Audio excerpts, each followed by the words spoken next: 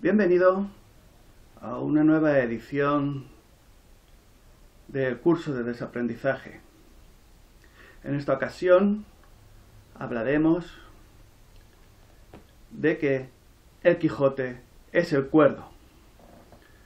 Supongo que habrás oído hablar de un libro llamado El Quijote de la Mancha, escrito por un tal Miguel de Cervantes, y supongo que habrás oído hablar de él porque es considerado uno de los libros de la literatura universal, quizás el libro más importante escrito en castellano, o así es considerado oficialmente.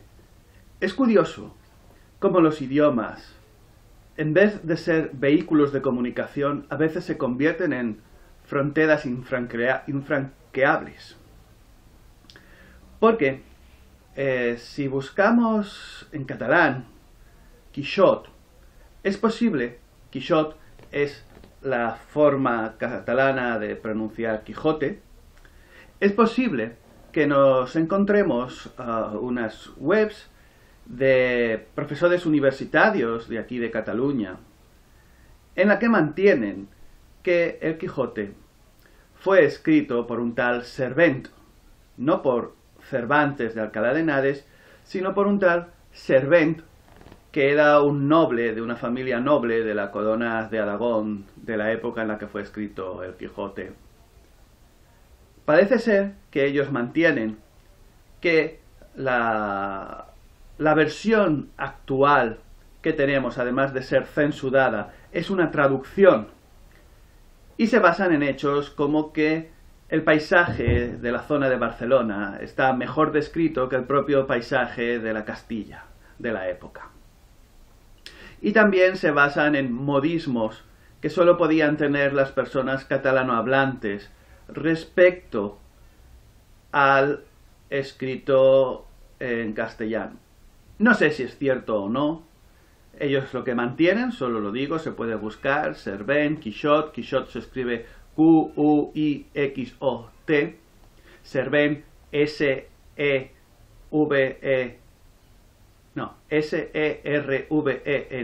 Servent. No sé si es cierto o no, pero imaginémonos, si fuera cierto, imaginémonos lo que ocurriría si se encontrara esta edición de Barcelona, que ellos dicen que fue escrito un año antes de la edición más antigua en castellano, y que fue destruida después de la traducción. En aquella época, bueno, pues la censura campaba a sus anchas, la censura de los libros. Puede ser, no lo sé. Pero digo, imaginémonos que eso fuera cierto, si alguien encontrara un ejemplar. Yo me imagino que no nos enteraríamos, porque los servicios secretos harían todo lo posible para destruir al ejemplar y para destruir quizás también a quien lo tuviera. Sería una buena historia de espías para quien quisiera escribirlo. El hecho es que en ese libro, sea escrito en magalo, en catalán o en castellano, la historia habla de un tal Alonso Quijano, el cual dice que se vuelve loco por leer muchos libros de caballería y se cree un caballero andante y va por ahí a sus anchas campando con un vecino, un escudero que se llama Sancho Panza, que según el libro es el sentido común, y se va por ahí buscando, creando su propia realidad y formando su entorno. Y es curioso que a este personaje lo llamen loco, y en cambio a los otros que están bien adaptados a la realidad, que incluso para defender esa buena adaptación queman los libros de caballería y obedecen a los poderes, el poder del clero, el poder de la nobleza, y luchan por mantener su posición social sin intentar resquebrajarla. Es curioso entonces que al personaje que, digamos, lucha por poner un sentido a su vida, lucha por vivir aventuras, por crear su propia realidad, lo llamen loco. Es curioso que a las personas que se dedican a tirar bombas, obedeciendo las órdenes criminales de sus, entre comillas, superiores, obedeciendo a los gobiernos, obedeciendo a los poderes, a estos los llamen cuerdos. Y en cambio a las personas que buscan su propio camino las llamen locas. Es realmente muy curioso.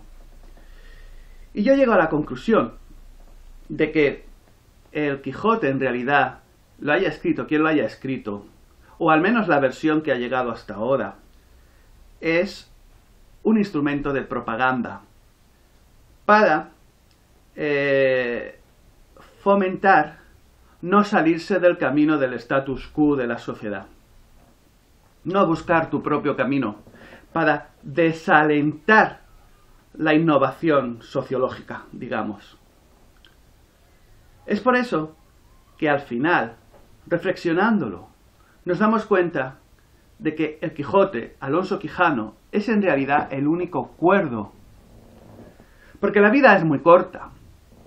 Y si nos dedicamos solo a obedecer como ovejitas lo que nos dictan unos poderes fácticos, reales, que existen, los que nos dicta la sociedad establecida, las reglas, las leyes establecidas, entonces, ¿para qué vivimos?